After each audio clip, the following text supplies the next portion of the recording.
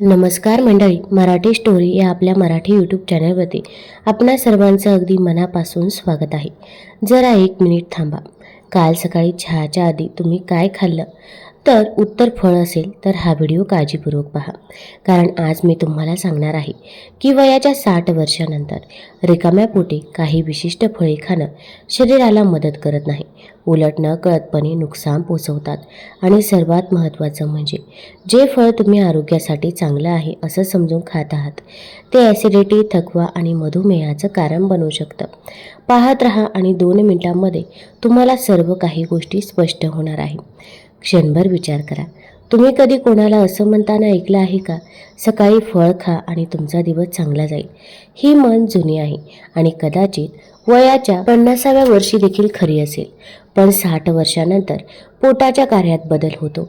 पाचक रस कमी तयार होतात, आतड्यांची क्रिया थोडीशी मंदावते, रक्तातील साखरेच्या पातळीतील चढ उतार अधिक संवेदनशील होतात आणि अशा शरीरामध्ये रिकाम्या पोटी तीव्र आंबट किंवा मग अतिगोड फळं खाणं हे एक धक्का बसण्यासारखं काम करतं.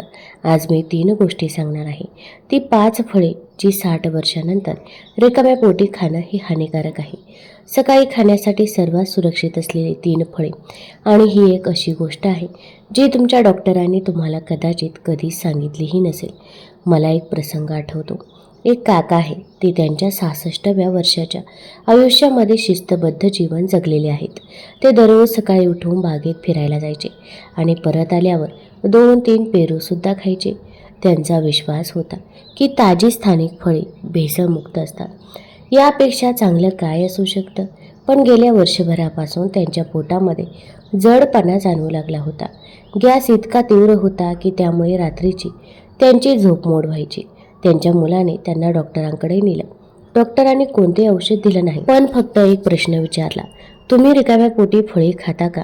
त्यांनी फक्त पेरू खाण्याची वेळ बदलली आणि 3 आठवड्यांमध्ये त्यांचा त्रास निम्मा कमी झाला.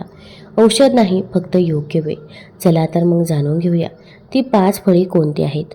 पहिलं फळ आहे तर ते म्हणजे संत्री. व्हिटॅमिन सीचा खजिना आहे.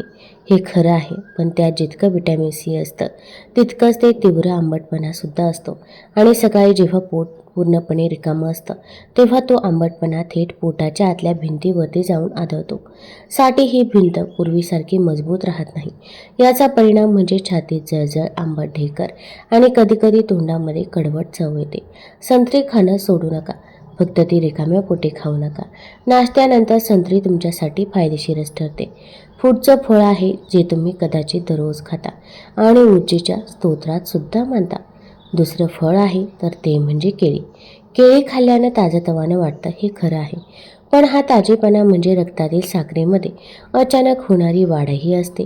रिकाम्या पोटी केळी खाल्ल्याने रक्तातील साखर झपाट्याने वाढते आणि नंतर अचानक कमी होते. या चढ उतारामुळे अर्ध्या तासाच्या आत थकवा, अस्वस्थता आणि पुन्हा भूक लागते.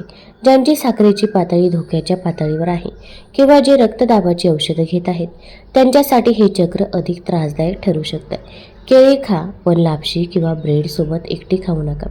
रिकाम्या पोटी खाऊ नका. तिसरं फळ आहे तर ते म्हणजे पेरू. पेरूचं नाव काढताच बालपणीच्या आठवणी ताज्या होतात. पण पेरूमध्ये फायबर खूप दाट असतं. जेव्हा तुम्ही पोटात काही न खाता अख्खा पेरू खाता तेव्हा त्यातील फायबरमुळे पोटामध्ये दुखू लागतं. साठीनंतर पचनसंस्थेचे स्नायू कमकुवत होतात. त्यांना एकाच वेळी इतकं फायबर पचवणं कठीण होऊन जातं. पेरू दुपारी जेवणानंतर किमान 1 तासाने खावा. हे फळ विशेषतः पोटासाठी फायदेशीर आहे. चौथं फळ आहे तर ते म्हणजे अननस. लोक अननसाला आरोग्यासाठी वरदान मानतात आणि ते आहेही, पण रिकाम्या पोटी खाल्ल्यास त्यात अन्न पचनास मदत करणारा पाचक घटकच नसतो. तथापि रिकाम्या पोटी पचण्यासाठी काहीही नसल्यास हा घटक पोटाच्या आतील आवरणावर परिणाम करू लागतो. शिवाय अननसामध्ये तीव्र आंबटपणा असतो जो साठीच्या संवेदनशील पोटासाठी चांगला नाही.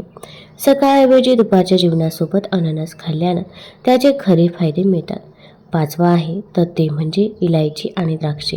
ही दोन्ही लहान फळे आहेत, पण त्यांचा गोडवा खूप तीव्र असतो आणि रिकाम्या पोटी हा गोडवा थेट रक्तप्रवाहामध्ये विरघळतो. इलायचीमध्ये ए असा घटक असतो, ज्यामुळे रिकाम्या पोटी रक्तातील साखरेची पातळी असामान्यपणे कमी होऊ शकते. विशेषतः जर तुम्ही रात्री कमी जेवत असाल तर हे अनेक अभ्यासांमधून समोर आलं आहे.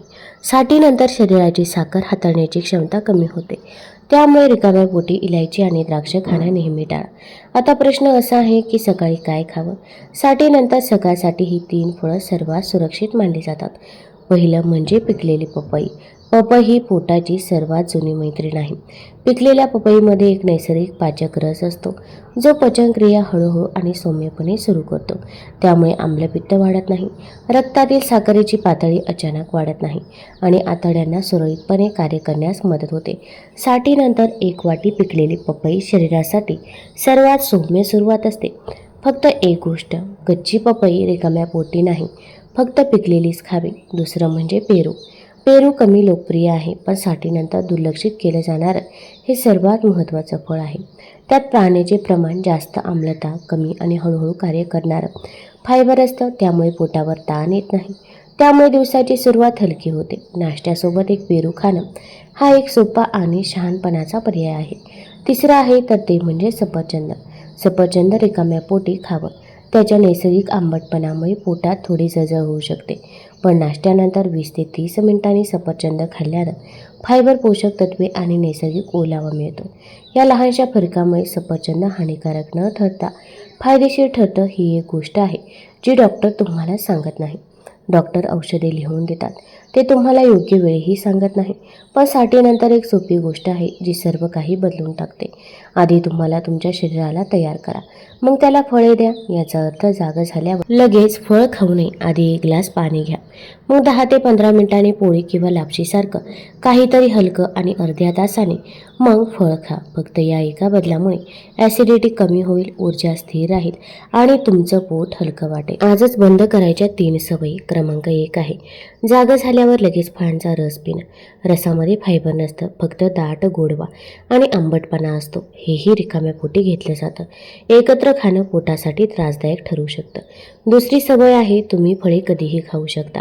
जास्त पाणी पिणं हानिकारक असतं, असा विचार करणं चुकीच्या वेळी फळे खाल्ल्यानं त्याचे दुष्परिणामही होतात. योग्य वेळेवरती सर्व काही असतं.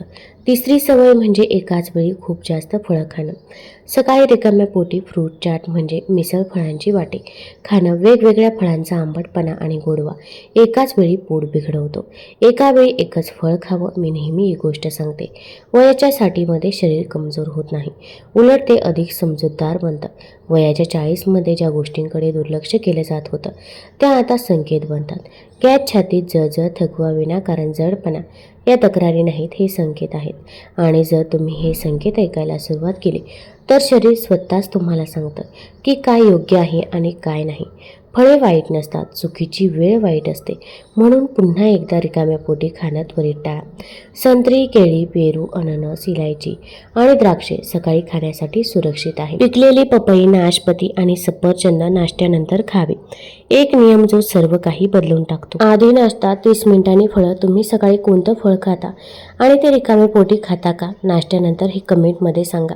आरोग्य एका रात्रीत तयार होत नाही, पण एक वाईट सवय दररोज थोडंसं नुकसान करत असते. योग्य फळ, योग्य वेळ, योग्य पद्धत या 3 गोष्टी तुम्हाला साठीनंतर हवी असलेली शक्ती देऊ शकतात. तुम्हाला जर हा व्हिडिओ आवडला असेल तर चॅनल लाईक करा, सबस्क्राईब करा आणि आपल्या मित्रपरिवारासोबत जरूर शेअर करा. धन्यवाद.